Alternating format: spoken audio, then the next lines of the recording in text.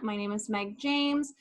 I'm the Executive Officer for the Hilton Head Area Home Builders Association, and today we are starting our first HBA COVID-19 Information Exchange video series. This is a concept that we came up with that we are hoping can bring some information to you guys that is pertinent to your company during this uncertain time, and hopefully a resource that will help you navigate our new reality. So today's series, we have a couple different builder perspectives. On this call currently, we have Matt Lyle with Lyle Construction representing our residential side. We have Dave Gall with Gall Custom Homes and Remodeling representing the remodelers. And hopefully we'll have Jay Frazier with Frazier Construction representing the commercial side and giving you a different perspective from what's going on in their worlds. Before we get started, I did just want to update everyone on what HBA staff is doing behind the scenes.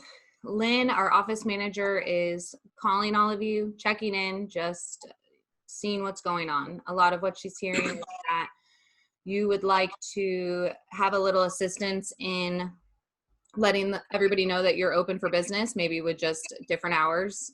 So we are working out a way to figure out how to do that. Sarah's been sharing your posts on our social media sites. Sarah's also keeping everyone updated with daily, sometimes 2 times a week, e-blasts with information that's coming from our local, state, and national. There's different resources in there, so stay tuned. She's also updating our Facebook page, and there is a spot on our website under Building Industry News. It's under the Member Resource tab. All the information is there. So, and it's right now it's spread out by jurisdiction. So if you're looking for an update with the town of Bluffton, you find their logo and the information is below it. Really great resources. She's working hard to keep it updated. So I encourage you to utilize those and to send us any information that you want to get out. We are here to help you relay that. In addition, I have been in constant communication with our local building departments. They've been really great at communicating with me weekly, daily. We know that now news is coming out hourly, and they've been extremely helpful. So any changes at the building department as far as inspections or permits have been relayed, and we are trying to, again, to keep that information updated on our website. So stay tuned in there, or just give me a call. If you have any concerns, you hear any rumors, call me. I can set your mind at ease.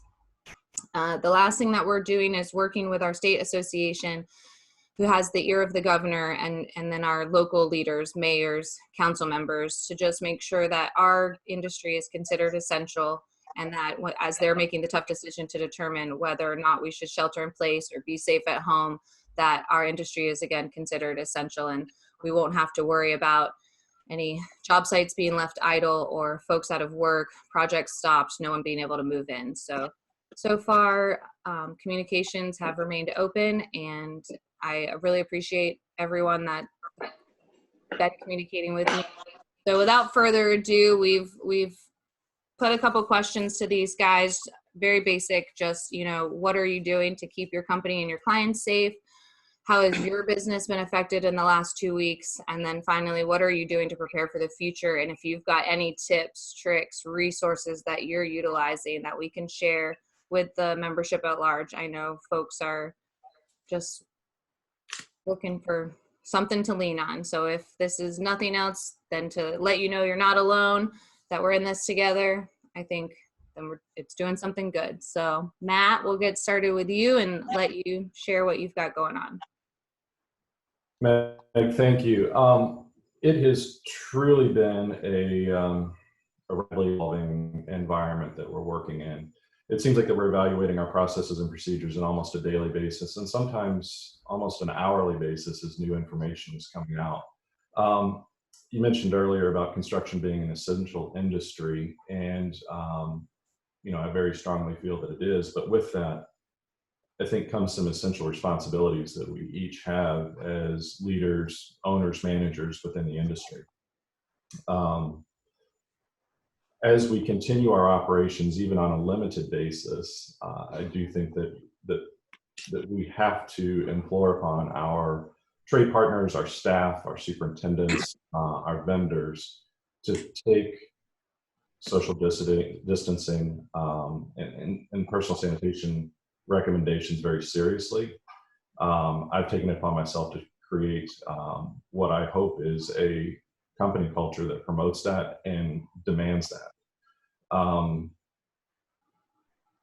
It is very difficult at this point in time to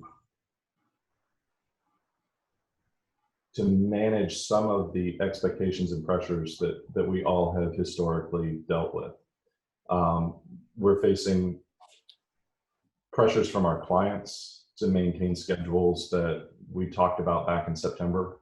We have cash flow pressures that we have to maintain that are oftentimes kind of dictated by project flow. But as we face this crisis as a nation, to me, those have taken a significant step back in terms of what our priorities are. In essence, just kind of done a hard reset on how we're managing our business. We're telling our customers that we can't guarantee project completions, and doing so for two reasons. One, we're dialing back the density of trade professionals that are on our job sites, which is reducing our daily output. Right now, I'm limiting it to one interior trade in a home at a time. If the job site's large enough, we'll have an exterior trade working outside, but our job site population is greatly down. Secondly, our supply stream is unpredictable. Our suppliers have taken remote working seriously, and many of the supply houses have reduced staff and reduced ability to process orders and even ship orders. So that's affecting the materials that we work with. With that in mind, we've just basically had to dial back on schedule completions, and in doing so, it takes a lot of pressure off the job site and allows us to act in the responsible manner that I feel that we need to act in.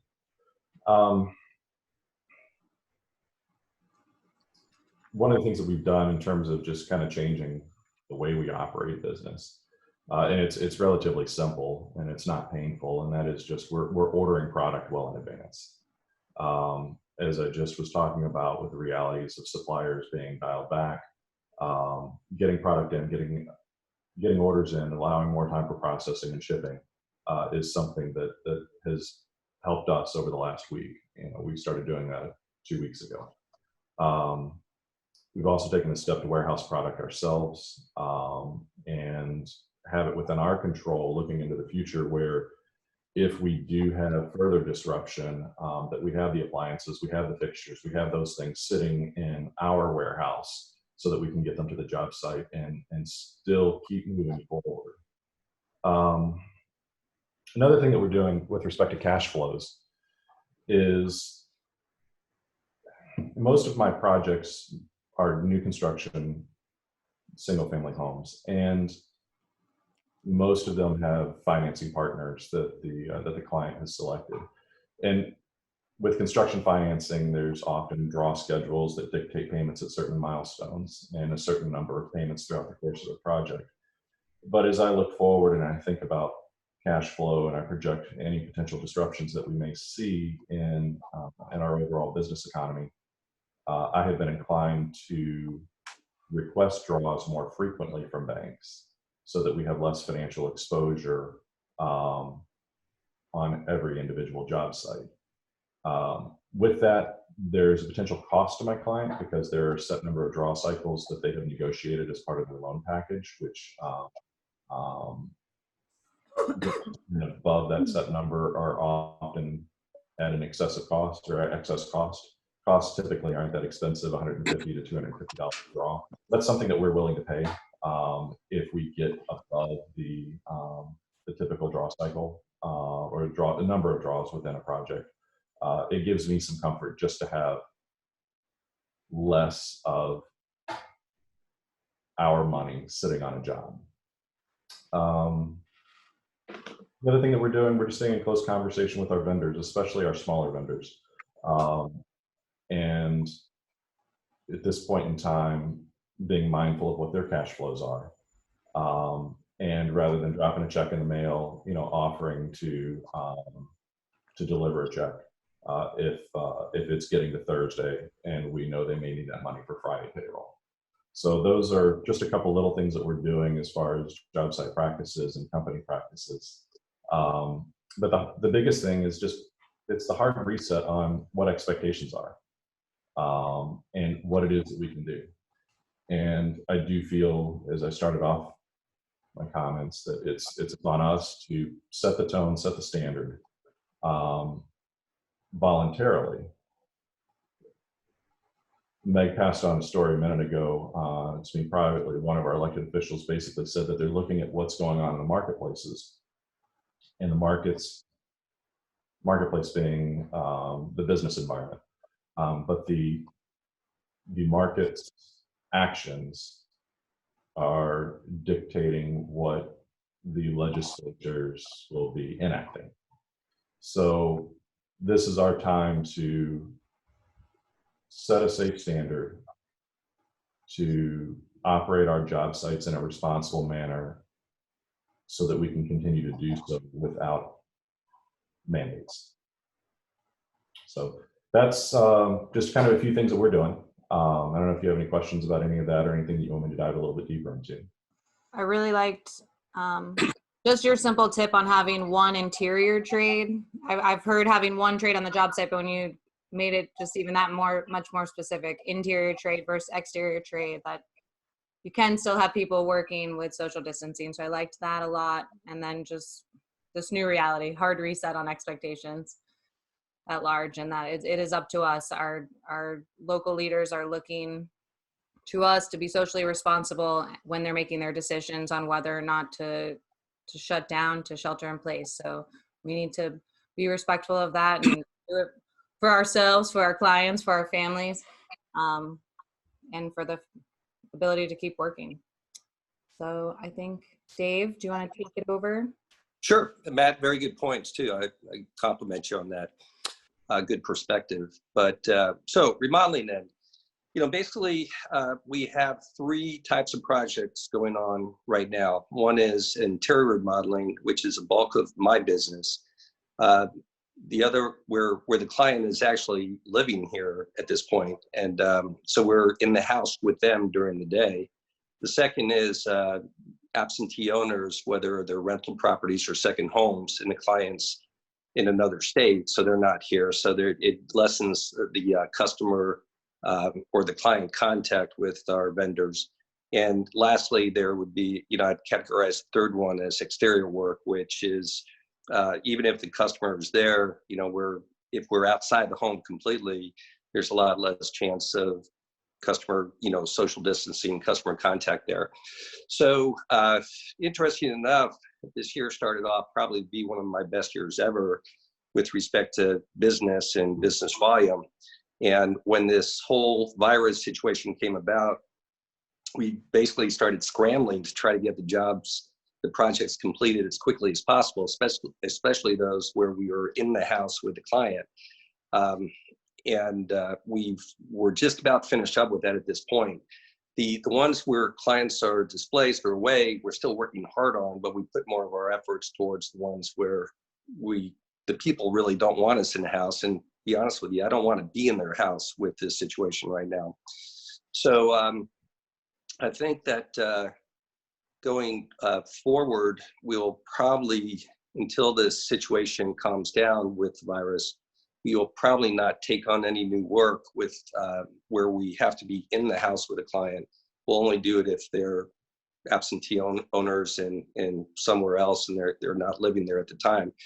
We can easier with the jobs that we're working on that where the owners aren't here, we can clean our way out, clean and sanitize our way out of the house when we're done with the job. But as Matt pointed out, we are getting quite a few interruptions in business, be it from vendors or materials, whatever it may be, orders that are placed. But and that's kind of hurting our schedule. So it's been very difficult to schedule trades like plumbers, electricians to finish up things when we just don't know when we're going to get items at this point. And they all need some notice too. There's still a lot of work that's kind of in completion out there or in force and working towards completion. So it's been very, very difficult for that. So it's been a big cultural change for us. I've, as Matt said, to create some parameters by which you're working. My thing is, first of all, is I talk to every owner of every company who works on my job and said, look, if anybody comes to work and they cough or sneeze, pack up and go home, because we don't need to possibly contaminate a situation with some other workers there or with owners if the owners happen to be in the house. Also, I think I have to be more vigilant when I'm on a job site, kind of looking at people and trying to see if they display any symptoms that it would be of concern or so forth. So it's been difficult for me to get around to the jobs. I try to get there, especially if they're going into somebody's house where they're there, to kind of see, what is happening there, what the, if anybody displays those signs that might be of concern. And obviously we're going to hear about it from our customer there. So the other item I try to do too is, it's kind of interesting, in talking to quite a few of the workers and asking them what their opinion on all this is. And what's interesting is, although there's always the fear of not working and not getting a paycheck, a lot of them have families and they don't want to be exposed and bring that home to their families. So, they're sort of reluctantly working, I would say, because they have to. But given the choice, I think a fair percentage of them, maybe less than half, would probably say, no, I'd rather, stay home and not work and just shelter in place right now till this thing blows over, because of the fear I have for my family. And I kind of feel the same way about that. My wife, every day, she doesn't want me to go to work, but I feel that obligation. I got to complete these jobs for the clients, and I have to go out in the field to do that. But, again, best practice, social distancing, sanitation, cleaning your hands every trip and so forth. That's what we do. So again, going to the future, if projects come along in the near future that are with absentee owners, we'll take it. If they're outdoor jobs like decks or clean additions where we don't have to go into the house, we'll probably take them on. But I don't know that I'll be taking on anything that might put a client or worker in close contact at this point until this settles down. This is our new reality, and that's what we're hearing from most of our associate members as well, just that projects have been delayed. They're fearing that they'll be halted, but they're also wanting to protect themselves and their families. So I think this is all very natural. Something that the HBA has put together, and I know at least a couple of our builders have taken advantage. We've created some signage for the job sites. And Dave, maybe one of the signs that we created is in regards to inspections. We were still getting words from our inspectors that people on the job sites were trying to engage with them, and they want to maintain more than that 6 foot. They'd rather just get there, do the inspection, do their job. So we've got signs in English and Spanish for the job sites that just encourage folks, subs on the job site. If you see an inspector, don't approach him. Sit in your vehicle if at all possible. Give them the space they need so they can do their job and get in and get on their way and avoid any contact. And then they've got some other great toolbox tips that's come out of NHB with some CDC guidelines that help with identifying if someone shows symptoms, or for someone else to identify symptoms within themselves, and then just simple reminders, protocols, things that you wouldn't think of. So we're putting those signs together. There's a box outside of the HBA office that's covered. The signs are laminated, so people can pick those up if interested. If you happen to go there and there isn't any left, just give me a call, shoot us an email. We can print that out for you. We're happy to do that, just to continue to communicate with everybody on the job sites and working on the jobs that, we're in this together, but let's all be socially responsible so we can make it through this as quickly as possible. Meg, I wanted to point one other thing out as it relates to keeping the company and clients safe. Every day, get about 10 to 20 emails from different companies that talk about the virus and how they're handling it and so forth. And I take the time to read those because you can glean some very helpful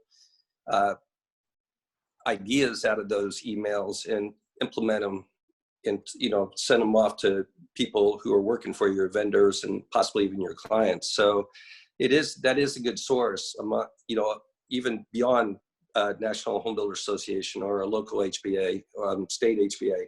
So I just want to point that out, that I take those seriously and I take the time to read them. So first I want to thank the HBA both at the local and state levels for what you guys do. Y'all are our representatives to lobby to our governorship and our local jurisdictions, and without you there wouldn't really look like there's these combined efforts to communicate to the inspection departments and permit departments that we needed to stay open, and we needed some way, shape, or form for them to let our jobs keep going. So thank you guys for that. Thank you to Mark Nix for had the governor on Thursday announced that state was on lockdown, which he didn't.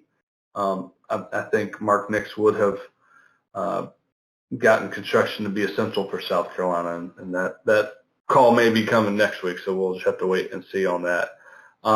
We implemented a 3-tier stage program, but pretty much by the time I got the letter out to my team, we were already on stage 2, and that was some level of government impact to schools, which means some people might have to stay home for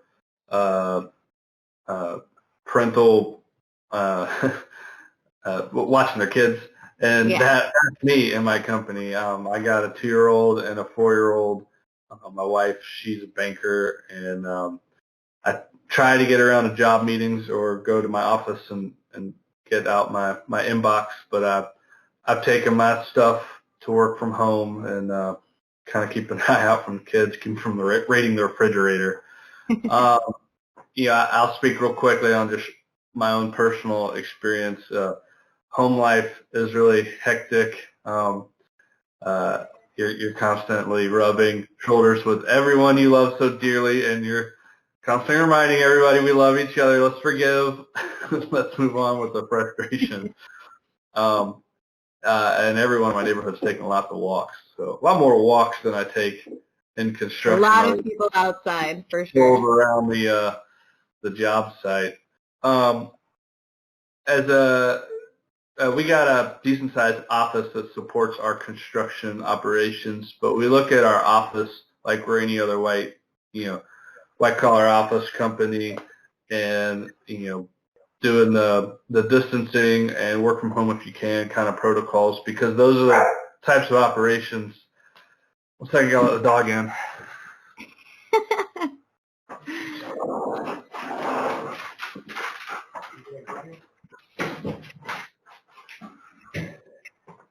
Those are the types of operations that can work from home, a product manager doing schedules or submittals or something like that. And then our field, we're trying to keep things going. Using our safety consultants to make a lot of our toolbox talk contagious virus related, spreading people out. On a 20,000 square foot job site, it's too big. We just wouldn't get anything done if we were one trade in at a time. But you can look at it more like per wing or per room. Like you have a classroom, maybe one trade in that classroom within a school wing, or a multi-floor building, one trade per floor or something like that. In a building when it's under construction, a commercial building, you probably have a lot less density of people in it when it's under construction to spread out than whatever its occupancy will be when it is loaded with people. So within the building distancing, we've had some employees or some subs say that they've had some employees that are scared to show up. We've had one sub say that a member of their company claims to have tested positive from coronavirus, hasn't shown the sub his results.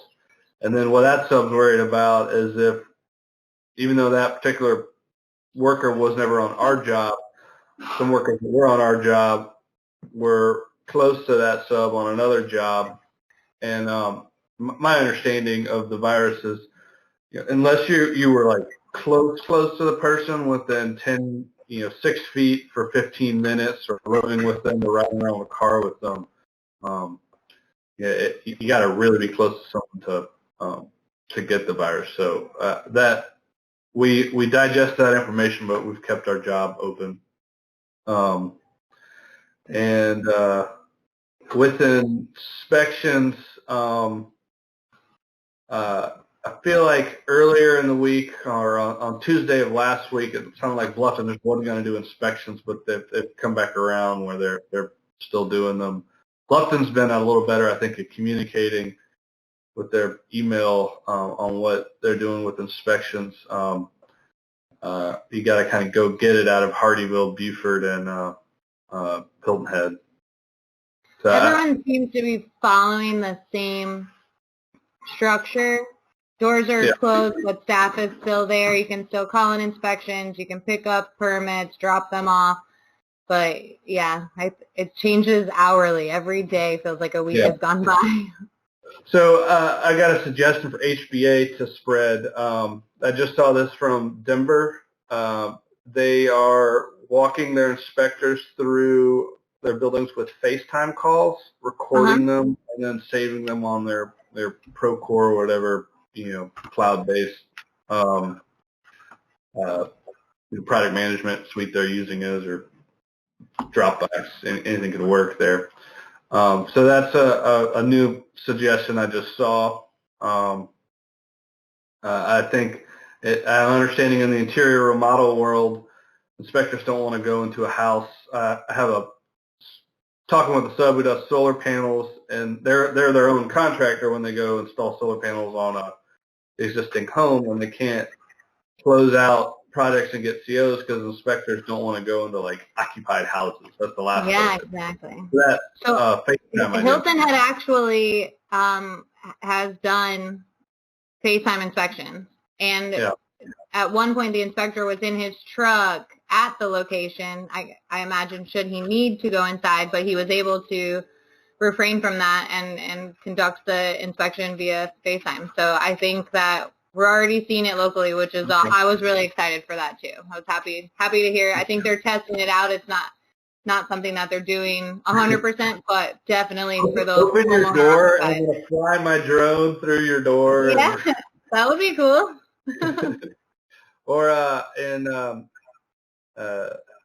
like Phil Dumpy when he has a little iPad on the Roomba thing, kind of walking around his inspection like that. Yes. There's the future of construction. In commercial, it's like 6-8 month cycles. So we've seen some backlog drop if the owners are stock market financed. If the product is public or bond financed, it doesn't really affect it. We were anticipating that if there was a lockdown, there might be some sort of order of no new permits. You can't start something new, but you can keep going with what is started. Governor McMaster did not make that announcement this week, so I'm trying to get some permits in. I know in the home sales have probably dropped off real drastically, and if you look at like the 2008 recession, the recession hit the residential market for about 12 months while the commercial market kept building what they had in backlog, and then the recession also hit the commercial market. Then as you got into like 12 and 13, commercial rebounded quicker, and then residential rebounded quicker and then commercial followed. So we just kind of lag behind. We can see what's coming. We can make planning for it. So we've had some jobs that have been affected. But we can plan for that a little bit. Good. I think then permits, have, I looked at the permit pulled report just year over year, and with single family, multifamily, commercial, we're in line, but remodels were down 14%. So year over year, so far, it's remaining. But I think, like you're saying, everybody's keeping going, keep pulling those permits for now until we can't.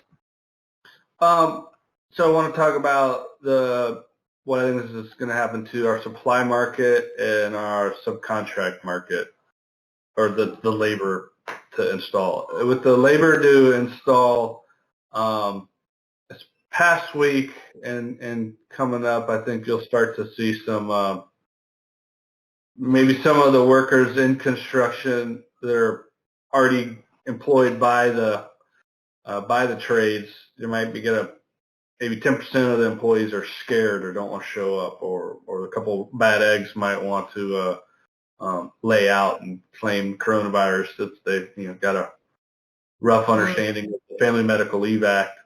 But you also might have a bartender who wants to go be a carpenter right now. And to the extent there are, in the coming weeks, the labor market might have more picking of the more basic skilled trades. Could be a good thing. Or if a bartender already had a journeyman's license, maybe he could jump straight back into an electrical trade kind of a thing. And I feel like subs have been very busy lately. Come out of 2 years of just trying really hard to keep schedules by keeping subs manpowers up, and they may be a better capacity to meet the schedules remaining that we have on our jobs. On the supply market, those you get these bubbles of time. So if stuff was made in China, it didn't ship in February.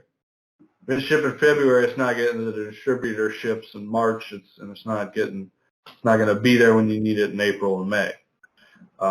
If you're running a submittal and purchase order for some equipment made overseas, expect some vendors to be coming and telling you that I don't have it, I don't know when I'll get it to you, let alone it's going to be 8 weeks longer. They might just not know. And then even with stuff made locally, workers that go to the factory plants are, they're having, they might be scared. Their workforce might be down. I just got off another call where the analogy was the food industry, and if you're not seeing sausage or bacon on your shelf right now, it might be back in the bacon butcher factory that the workers aren't showing up to supply that line and keep their input at the demand level. So that's what I think I anticipate there. And on a macroeconomic standpoint, I'd like to see if this affects maybe a shift towards more made in America kind of stuff, as we see our lack of pharmaceuticals and our respirators here at hand, and rare earths and other things like that. Matt touched on earlier that he mentioned, similar to what you're saying, that what they're trying to do is order things sooner than they normally would, and they're storing it in their storage units so that they can have the materials for the job site. So that's something that definitely others are going through, and maybe if you have the resources to store stuff, I mean, not everybody does, I know, but I guess if that's something you do have the resources for, you might as well go ahead, place those orders, and have it in your own storage unit ready to go. Okay. Well, cool. I think a lot of what you're saying is shared by Matt and Dave, and I just, again, think we're all in this together. Everybody's in the same boat. Part of the information that we're trying to get out in this information exchange is more details as it relates to our industry. So you mentioned the FMLA programs that they have out there. I think there are a lot of misconceptions or just no one understands them. So we're going to try to bring some professionals on to talk through that and just really get down to how it affects our local businesses, what they need to do to enroll, opt in, opt out. Something so simple as the difference between furlough and laying off an employee. So Yeah. that's kind of what this is all about. Everybody's just sharing their expertise, sharing what's going on in their worlds right now and this new normal that we have. Matt, do you have any last comments? My last comment is, it's just a point in time. I keep going back to the hard reset.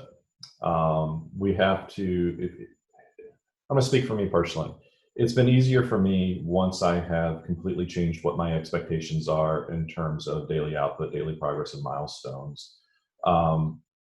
It's been easier for me to cope with this. And I've very much tried not to pressure those that are working for me and with me to do anything outside their comfort zones. And that, our health and safety is always foremost, but especially right now in ways that we just never really thought of before. So, that's all I'm really going to kind of leave with is, this has been it's been a global phase shift, and it would be selfish of me not to shift my expectations accordingly.